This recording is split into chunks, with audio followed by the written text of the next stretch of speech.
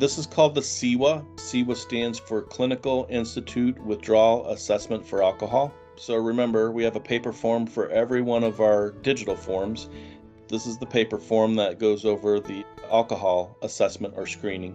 So, the nurse would put in the date, the name, the date of birth, their ID number, and then they would basically just start going through all of these different assessment tools. So the first one is the nurse's initials, the time, and then we're putting in the vital signs, the blood pressure, the pulse, the respiratory rate, temperature, pulse oximetry. We're also, for those of you that are not familiar with this process, we hand out cups of Gatorade or some type of fluid electrolytes. So we want to replace their electrolytes because everybody that's going through withdrawals possibly has the risk for becoming dehydrated. They could be vomiting and they could be getting rid of fluids that way. They could have diarrhea. They could be urinating excessively. So if that's the case, we want to make sure that we're replacing those fluids. So twice a day we're going by and we're offering them Gatorade. At some of our facilities, they actually have Gatorade on the unit and the inmates can just grab it as they wish, which I think that's good practice because, it's kind of crazy to restrict electrolytes when people are, have the potential to become dehydrated. So to just offer it twice a day, that's good, but it's better to have this available as needed whenever they want to drink it. We also ask them right up front, like I told you, people that are going through withdrawals, sometimes they start thinking about suicide, so we want to ask them right away.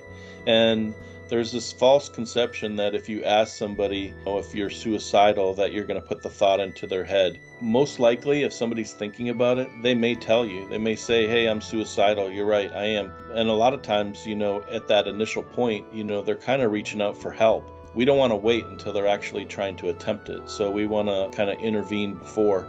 And some people, they'll start crying right at the medication cart, and they'll just start crying and saying, yes, I'm suicidal, can I talk to somebody? So that's why we ask these questions right up front. A lot of these screening tools are just observation, and it says right here, observation. So we're looking at them. Are they nauseated? Are they vomiting? We ask the questions also. Are they having any tactile disturbances? Have you had any itching, pins and needle sensations, any burning, any numbness? Do you feel any bugs crawling on your skin? We're looking to see if they have tremors. We're looking to see if they're having any auditory disturbances. Are they hearing things that aren't there? Visual disturbances, again, are they seeing things, or does the light seem too bright to them? We're looking at their skin to see if they're sweating, trying to determine, whether they're having anxiety or agitation. We're asking them if they have any headache. And then we're also making sure that they're oriented. We're saying, what day is this? Where are you? Who are you?